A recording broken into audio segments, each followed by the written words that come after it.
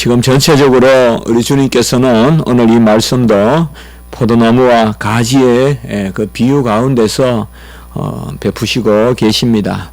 대체로 요한복음 우리가 말씀의 구조를 보면 이렇듯이 어떤 비유라든지 또 사건이라든지 이런 것이 한 장에 이렇게 나타나면 뭐 삶이 관련된 병자를 고친다거나 또 나사로를 또 주님께서 살리신다거나 그런 사건 혹은 오늘은 이제 비유 15장은 비유 포도나무와 가지의 비유 또 이런 사건이나 비유를 통하여서 전체적으로 교훈을 또 베풀어 주시고 그리고 진리를 또 확증하시고 이런 것들을 볼 수가 있습니다.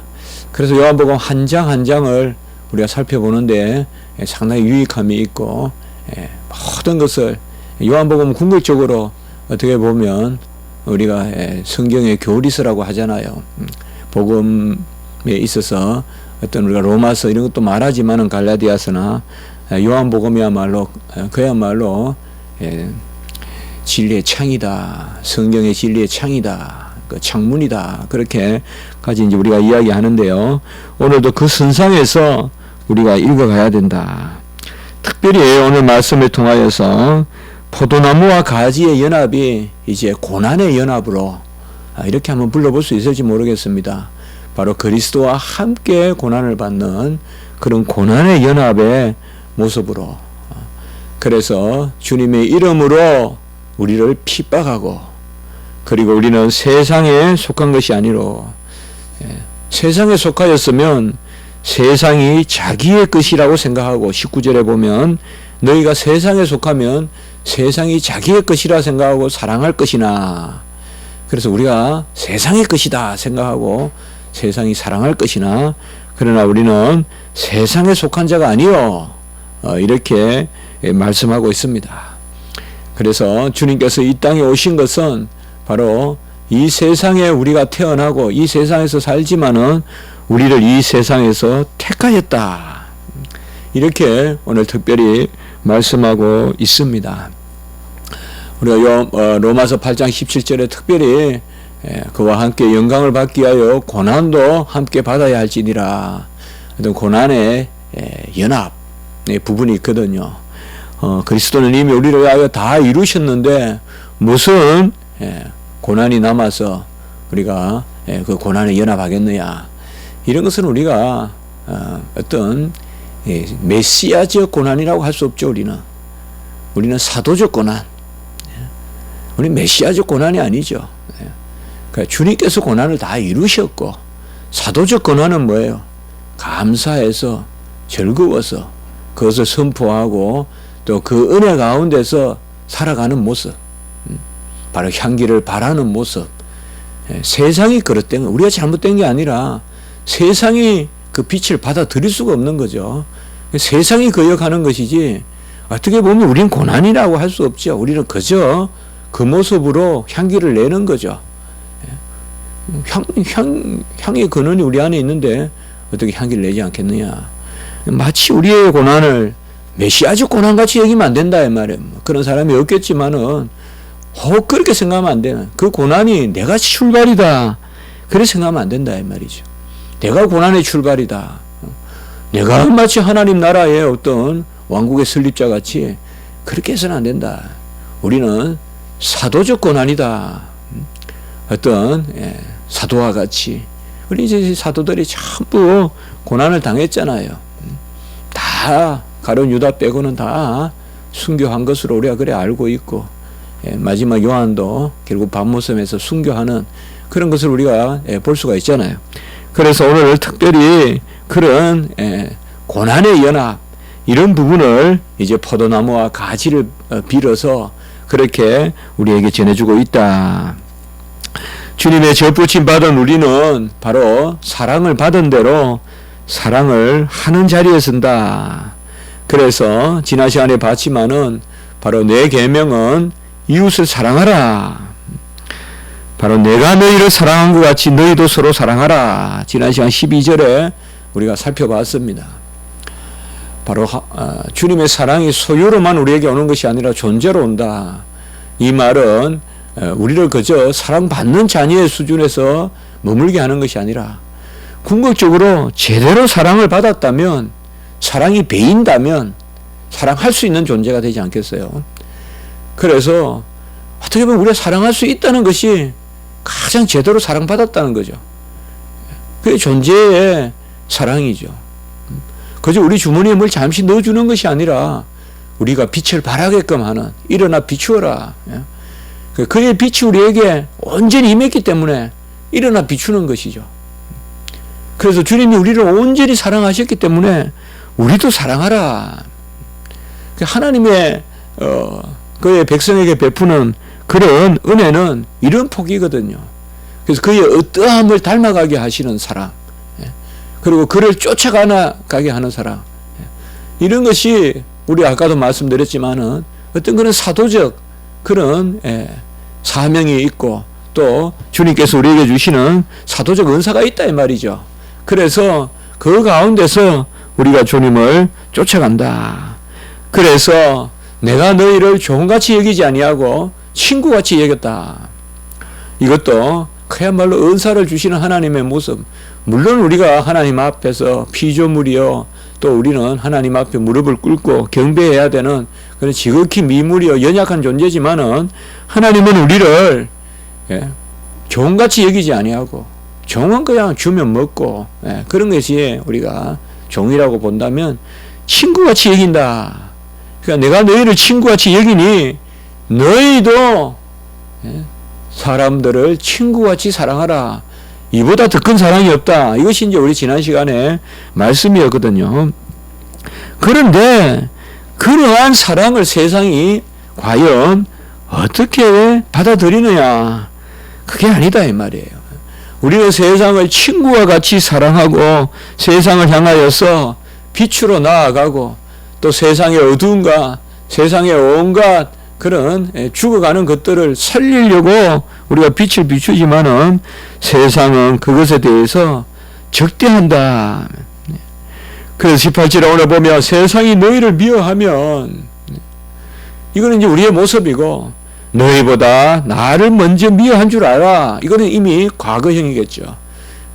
그래서 이미 주님이 미워하심을 받은 것을 보라 이 말이죠. 그 어떻게 보면 우리는 이미 세상이 미워하는 존재다.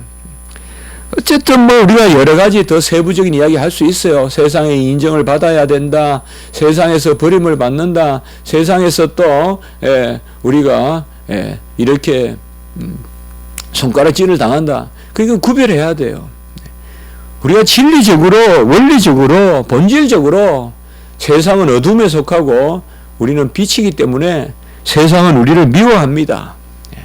세상은 미워해요. 그 세상에서 우리가 빛의 사명을 감당하는 것이기 때문에 세상이 우리를 빛으로서 미워해야지, 우리가 어둠의 모습을 보여서 세상의 미워함을 당하는 것, 이건 오늘 여기 말씀에 하는 미워함이 아니에요. 온갖 나쁜 짓을 다 해놓고 그걸 주를 위해서 고난당한다 하면 되겠냐 이 말이죠. 온갖 욕심을 다 부리고 온갖 세상적인 방법을 동원해서 세상적인 그런 삿바싸움을 하다가 세상에 지쳐서 지고 세상의 방식으로 이기려고 하다가 세상 사람들한테 손가락질 당하는 것, 그것을 어떻게 세상이 너희를 미워하면, 오늘 여기 말씀은 그 말씀이 아니죠. 이것은 철저히 바로 세상에 속한 것이 아니라 그리스도에 속한 사람이, 19절에 보면 너희는 세상에 속한 자가 아니다 말이에요. 우리가 세상 속의 그리스도인이다 그런 책도 있고 맞죠. 세상 속의 그리스도인이죠. 그러나 세상에 속한 자는 아니다. 분명히 세상 속에서 살아갑니다. 주님도 세상 속에서 구원을 이루셨고 세상 속으로 오셨고 세상 속에서 살다 가셨고, 그러나 세상에 속한 자가 아니다라고 이렇게 말하고 있습니다.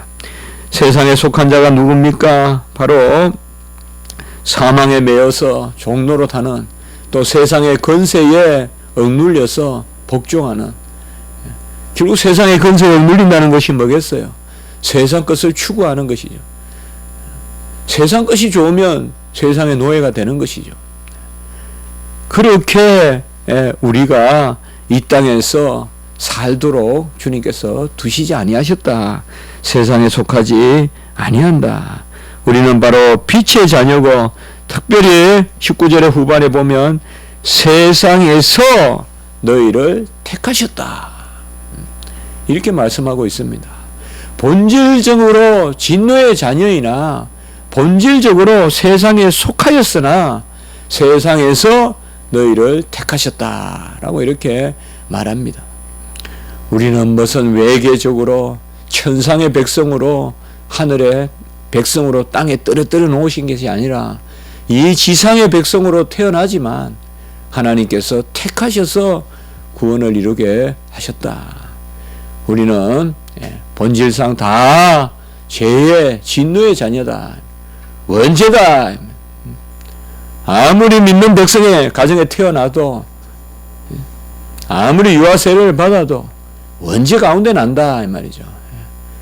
어떤 원죄로부터 자유로워서 세례를 받는 게 아니라 바로 주 예수 그리스도의 은혜로 언약으로 인침받아 세례 받는 거지. 유아도 그가 태어나기 믿음의 가정에서 나서 죄가 없기 때문에 그렇게 나는 거 아니다. 세상 속에서, 세상에서 19절에 보면 택하셨다라고 이렇게 말하고 있습니다. 창세기 6장 2절에 보면 하나님의 아들들이 사람의 딸들을 취하여 라고 말하고 있죠. 물론 하나님의 아들, 사람의 딸들, 하나님의 아들은 하늘에서 내려오고 그런 게 아니죠. 우리가 계시록에 보면 음녀라든지 이런 표현들이 나오잖아요. 딸이라는 표현이 대체로 부정적으로 사용된 것이죠. 꼭 성적이라고 보기보다는. 그래서 바로 믿는 백성과 믿지 않는 백성, 택한 백성과 택함 받지 않은 백성이 짝한다 이 말이죠. 그것을 바로 창세기 6장에서는 바로 하나님의 아들들이 사람의 딸들과, 마치 하나님의 아들들은 무슨 천군에서 하늘에서 내려온 물이고 사람의 딸들은 지상의 어떤 여자들이고 그게 아니다 이 말이죠. 그것은 창세기 계속되는 6장 5절에 보면 그의 마음으로 생각하는 계획이, 모든 계획이 항상 악할 뿐이므로 하나님이 사람을 지은 것을 후회하셨다까지 이야기했잖아요. 창세기 6장에 보면. 그러니까 이런 것을 보면 바로 우리는 누구냐 말이죠. 예수 그리스도로 말미암아 구원받은 백성으로 그에게 속한 자다. 그가 누구냐? 바로 핍박을 받은 자다. 그가 세상의 미워함을 받은 자다. 그러니 그에게 속한 우리도 마땅히 미워함을 받는 것이다. 그래서 20절에 보면 종이 주인보다 크지 못하다라고 이렇게 말하고 있습니다. 이것은 긍정적인 의미로 여기서 사용되었다기보다는 나쁜 의미로서 핍박도 주인이 핍박을 당하는데 어찌 종이 핍박을 당하지 않겠느냐, 이렇게 말하는 것입니다. 우리가 오늘날 이 말씀을 보면 조금 이 말이 의아스럽게 여겨질 수도 있을지 몰라요. 종이 주인보다 크지 못하다. 이 말은 바로 종이 주인보다 낫지 못하다. 주인이 핍박을 받는데 어찌 종이 핍박을 받지 않겠느냐. 이 당시 배경으로 보면 이해가 되죠. 이 당시에는 주인이 죽는다 하면 종은 당연히 그냥 몰살당하고 그렇거든요. 아니면 더 극악한 그런 종살이를 한다거나 바로 그런 이야기입니다. 우리가 주님께 속하였다 하면서 주님을 미워하는데 세상이 어찌 우리가 미워함을 받지 않겠느냐. 그리고 주님의 말을 지키지 않는데 어찌 우리 말을 지키겠느냐. 20절 후반에 보면 내 말을 지켰은즉 너희 말도 지킬 것이라. 이 말은 다분히 풍자적으로 쓰신 말이에요. 그러니까 내 말을 지켰은즉 너희 말도 지켰으리라. 이런 말이 성경에 좀 나오거든요. 이 말은 내 말을 안 지키는데 너희 말도 지키겠느냐 이 말입니다. 내 말을 안 지키는데 그러니까 내 말을 지킬진데 너희 말도 지키리라. 이 말의 반대말이에요. 그러니까 내 말을 안 지키는데 어찌 너희 말을 지키겠느냐라고 이렇게 말씀하고 계십니다. 결국 우리가 여기에서 읽을 수 있는 것은 선택밖에 없어요. 우리가 지난 시간에도 보면 16절에 보면 너희가 나를 택한 것이 아니요 내가 너희를 택하여 세웠나니 이렇게 말씀하고 있어요. 선택이죠. 그리고 오늘도 보면 결국은 19절에 보면 내가 너희를 세상에서 택하였기 때문에 궁극적으로 세상에서 택하였다. 이 택함이라는 것 외에는 어떤 다른 방법이 없다 이 말이죠. 오직 우리가 택함을 받았기 때문에 그의 백성이 되고 그로 말미암아 세상은 너희를 미워한다. 세상에서 뛰어나서가 아니라 세상에서 존경을 받아서가 아니라 오직 예수 그리스도의 은혜로 말미암아 택함을 받았기 때문에 그리하여 포도나무와 가지의 이 비유에 중요하게 숨어있는 지금 말씀은 선택이다 이 말이에요. 선택의 말씀으로 숨어있다. 그래서 주님께서 택하여서 접붙임을 받았고 이 로마서적으로 우리가 볼 수 있는 말씀이잖아요. 이사야서에도 나오고 그래서 주님의 그런 선택으로 말미암아 택하심을 받았고 택함 받은 백성에게 마땅한 바가 뭐냐? 그것이 바로 주를 이해한 혹은 주와 함께 고난을 당하는 그는 고난의 연합이다. 이렇게 표현해 볼 수 있다 이 말이죠. 아까 우리가 말씀을 드렸듯이 사도는 복음을 전하고 사도는 은혜를 해를 선포한다면 함께 그리스도의 사도는 바로 고난에 동참하는 자다. 그의 고난을 함께 동참하는 그것이 바로 사도다라고 이렇게 말씀하고 있는 것입니다. 세상은 우리를 감사하게도 우리의 이름으로 핍박하는 것이 아닙니다. 제 이름으로, 목사 이름으로, 장로 이름으로 핍박하는 것이 아닙니다. 그리스도의 이름으로 우리를 핍박합니다. 그리스도로 인한 능력을 또 그리스도로 말미암아 고난을 우리에게 세상은 베푸는 겁니다. 영적인 전쟁 가운데서 우리가 있는 것입니다. 그렇기 때문에 어떻게 보면 가장 그리스도와의 연합의 귀한 표는 이 고난의 표라고도 볼 수 있어요. 고난의 표. 흔적을 가졌노라라고 하는데 이 흔적은 영화의 흔적이지만 예수는 우리 자신이 다 영화지만은 바로 고난의 흔적이다. 내 몸에 스티그마가 있다. 예수 그리스도의 그런 흔적이 있고 어떤 사단의 가시가 있다. 나를 힘들게 하는 어떤 그런 핍박의 그런 것이 우리에게도 있다. 그것이 바로 어떻게 보면 가장 우리 기독교인의 실존은 어떤 이런 것으로부터 자유한 것이 아니라 이런 것들 안에서 자유한 것. 고난으로부터 자유한 것이 아니라 고난 안에서 자유. 이게 기독교인의 실존이다. 고난 안에서. 고난당하고 핍박당하고 어려움당하고 힘든 일이 있고 그 가운데서 우리가 누리는 평강. 이런 평강은 정말 하나님께서 주시는 것이요. 이것은 우리가 표현할 수 없을 만큼 아주 우리를 그리스도와 하나 되게 하는 정말 어려운 가운데서 우리가 평강을 누리고 찬송을 부르고 그때 우리가 그리스도와 하나가 되는 어떤 그런 가장 귀한 표가 나타나지 않느냐. 우리가 이 그리스도의 연합에 대해서 이야기할 때 주로 우리는 이제 그의 의를 이렇게 전가받는다 이렇게 말하고 하지만 실제 삶에 있어서의 이 그리스도의 연합은 많은 경우에 고난으로 사실 우리 피하고 싶은 거죠. 누가 고난을 주제로 삼고 싶어 하겠어요. 그러나 이 고난이 나의 잔이 넘친다. 바로 고난을 통해서 골로새서에 보면 내 안에서 역사하시는 이의 그 수고로 말미암아 내가 모든 것을 행하는데 이러한 그리스도와의 연합의 어떤 그런 정점이 고난으로 표현되는 것이 아니냐. 주님께서 우리를 위하여 구원 사역의 정점이 십자가의 고난이라면 우리도 어떤 그러한 고난에서 정점을 찍는 것이 아니냐. 특별히 베드로서에 보면 이러한 말씀이 잘 등장하고 있죠.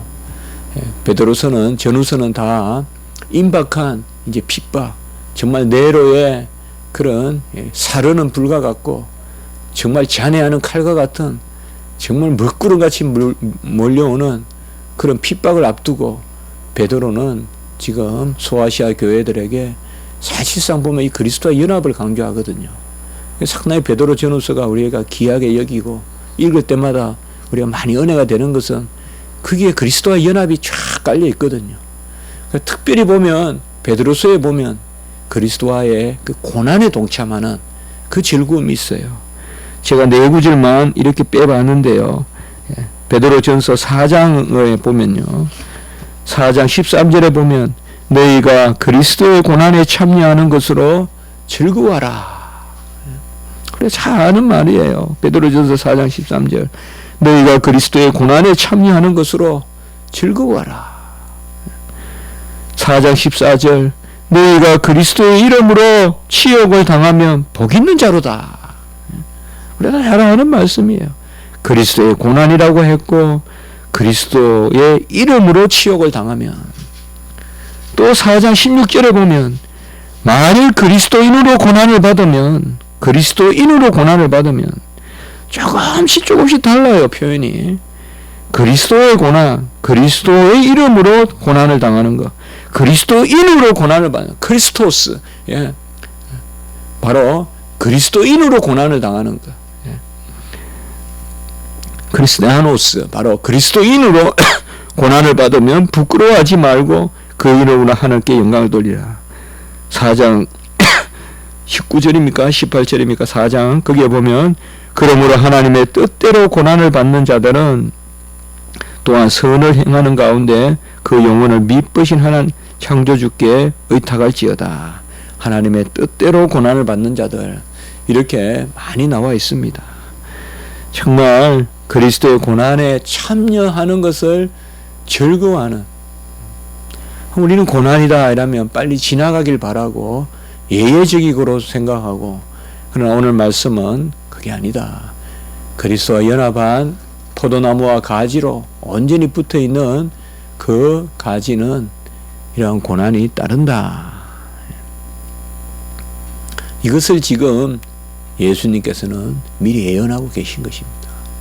그래서 오늘 예언은, 이 요한복음의 예언은 바로 사도 주님이 당할 고난뿐만 아니라 사도들에게 임할 고난도 미리 알려주고 계시다. 다락방에서. 특별히 이제 베드로에게 디베라에 나타나셔서 이런 말씀을 더 강하게 하시잖아요. 그렇기 때문에 주님께서는 나를 믿으면 행복해, 편해, 그 수준이 아니라 이미 그걸 뛰어넘어서 고난의 연합, 그 즐거움, 그것까지 주님께서는 말씀해 주신다. 이런 것 가운데 이제 17장에 가면 아버지와 내가 하나 된 것이 저들도 우리와 하나 되게 하소서, 이러한 연합의 그런 기도가 이어지는 것입니다. 한번 기도드리겠습니다. 거룩하고 자비로우신 하나님 아버지, 주님께서 우리의 스승이시여 또 우리의 주인으로서 먼저 고난을 당하시고 세상이 주님을 미워했는데 우리는 정의의 주인보다 낫지 못하여, 제자가 스승보다 낫지 못하여 우리에게 그 임박한 고난과 또 우리가 당하는 고난은 어찌 보면 세상이 우리를 미워하는 것은 마땅하다고 말씀하여 주시고, 그 가운데서도 우리가 자질하는 것이 아니라 오늘 베드로전서의 말씀과 같이 그리스도인으로, 그리스도의 이름으로 고난을 당할 때 즐거워하라고 하시는 그 깊은 하나님의 뜻이 있음을 깨달아 알게 하심을 감사합니다. 하나님 아버지, 우리가 당하는 것은 육체적인 것이요 우리가 깊이 누리는 것은 영에 속한 것인 줄 믿습니다. 우리가 육체적으로 또 아버지여 세상적으로 당하는 고난을 영적인 그런 아버지여 즐거움을 잃어버리지 않게 하시고 진정한 그리스도 안에서 또 성령 안에서 누리는 우리의 화평과 희락이 어떤 세속적인 육체적인 그런 빈곤과 고난과 그런 갇힘과 핍박 가운데서 덜해지지 않도록 도와주시고 능히 우리는 은혜로 모든 것을 이겨나가는 저희들이 되게 도와주시옵소서. 우리 교회를 사랑하여 주시옵소서. 십자가 지기 교회를 주여 붙들어 주시옵소서. 주여 일어나 우리를 다시 이끌어 주시고 우리가 아버지여 빛으로 비추게 하시고 우리 교회가 비출 수 있도록 주여 도와 주시옵소서. 오늘 한날 예배 가운데 역사하여 주시고 홀로 영광을 받아 주시고 성삼위 하나님 기뻐하시고 우리 즐거워하는 예배가 되게 해 주시옵소서. 말씀을 섬기시는 오늘 주의 종들을 주여 기억하여 주시고 원광각처에서 아버지여 주의 전을 향하여 오가는 발걸음 위에 은혜를 더하여 주시옵소서. 모든 생명들 어린 생명들 복중의 생명들 지켜주시고 한량없는 하나님의 은혜 가운데 오늘 한날 기뻐하며 하나님께 영광 돌리는 시간 되게 해 주시옵소서. 감사함을 드리옵고 구주 예수 그리스도 이름으로 기도드리옵나이다. 아멘.